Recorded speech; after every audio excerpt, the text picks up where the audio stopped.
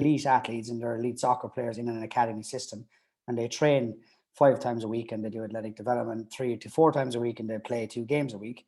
Outside of that, they don't do much other work. Like the academy, the soccer academy setup has become very, it's a long season. It's 47 weeks for us. So my athletes don't get a chance to do anything else. They don't get to play badminton, basketball, cricket, rugby.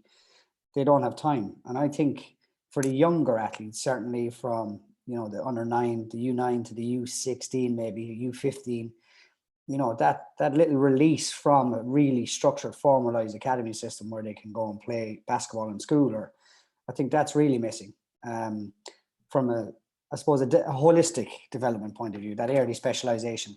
And they have to specialize early, unfortunately, here in the UK, because like we've got 16, 17-year-olds who are making debuts in the Premier League. So they have to be ready, even though they're young athletes. So that understanding has to be there as well. But definitely, I think that overall movement, I'm seeing a lot of foot and ankle health is poor. I think the soccer boot now offers little or no support. They're getting lighter and thinner.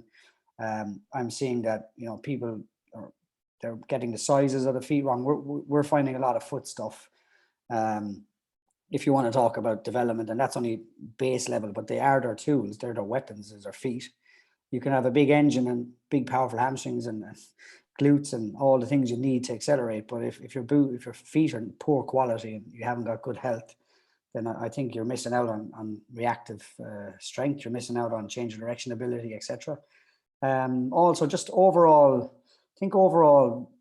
robustness. When I say robustness, that ethic of, okay, no matter what, I'm going to work hard, that kind of seems to be slipping away from a lot of young athletes now, because I think we're failing them. We're giving them too much. And I know that's a generational thing, but I've certainly seen it even in the last 2, 3, 4 seasons.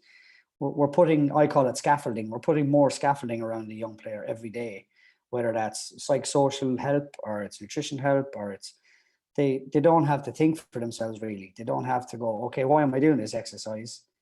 Okay, if Paulie's not here, what do? I don't really know what I should do. And I try to encourage a lot of free, it looks lazy from the outside. If you're a colleague of mine, you might go, here's Paulie's giving up here, because in some sessions I let them, okay, let me see you do your own pre-training prep now. The game is tomorrow. This is your opportunity to, what you think you need. Off you go. Let me see.